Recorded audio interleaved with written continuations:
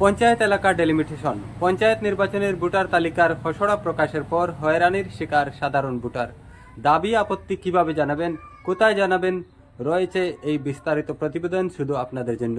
এই প্রতিবেদনটি শেয়ার ও লাইক করে সবার কাছে পৌঁছে দিন। ডেলিমিটেশনের পর আসন্ন পঞ্চায়েত নির্বাচনের ভোটার তালিকার খসড়া প্রকাশিত হয়েছে।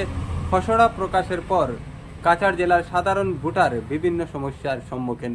প্রথমত, কোনো মানচিত্র ছাড়া ভোট কেন্দ্র বসিয়ে দেওয়া হয়েছে, যার জন্য বিভিন্ন এলাকার সচেতন নাগরিকরা দৌড়ঝাঁপ করছেন।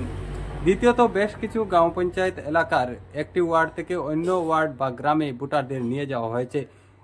বিশেষ করে এ নিয়ে তীব্র প্রতিক্রিয়ার সৃষ্টি হয়েছে।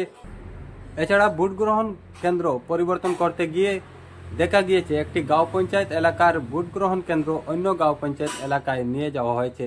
এটা নির্বাচন কমিশনের ভূতুড়ে কাণ্ড বলে মন্তব্য করেছেন অনেকেই। এবার নির্বাচন আধিকারিকদের সাথে এ বিষয়ে জানতে চাইলে তারা জানান, যেহেতু এটি খসড়া তালিকা, তাই নাগরিকদের দাবি বা আপত্তি খতিয়ে দেখে কেন্দ্রগুলি ঠিক করে দেওয়া হবে এবং যে সমস্ত ভোটার অন্যত্র স্থানান্তরিত হয়েছেন তাদের ক্ষেত্রে তারা ব্যক্তিগতভাবে আপত্তি জানাতে হবে। তার জন্য আজ অবধি কোনো বিশেষ ফর্ম দেওয়া হয়নি। এখানে কথা হলো, পুরনো ভোটার তালিকায় তেমন কিছু বিসঙ্গতি ছিল না, তবে হঠাৎ করে একটি ওয়ার্ডের মধ্যভাগ থেকে ভোটারদের অন্যত্র স্থানান্তর করার কি দরকার ছিল এবং তার জন্য নাগরিকরা আলাদাভাবে হয়রানির শিকার হচ্ছেন। জানা গেছে, সমগ্র রাজ্যের সাথে সাথে কাছাড় জেলার নির্বাচন আধিকারিক কার্যালয়েও অস্থায়ী অপারেটর নিয়োগ করা হয়েছিল।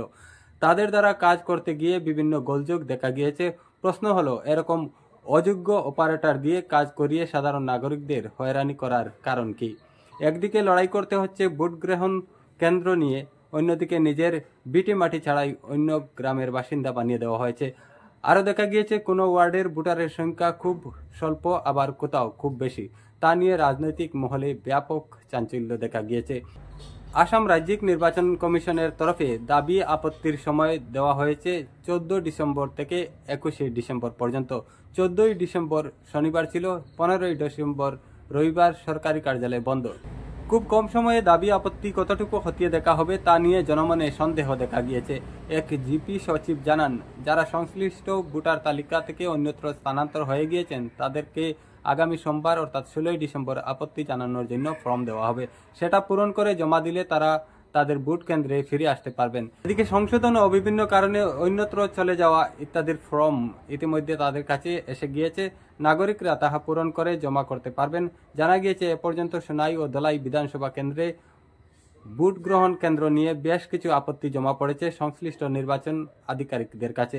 এবার জেনে নিন, ভোট কেন্দ্র পরিবর্তন, ভোটার তালিকা, নাম স্থানান্তর ইত্যাদির সংশোধনের জন্য কোথায় যেতে হবে।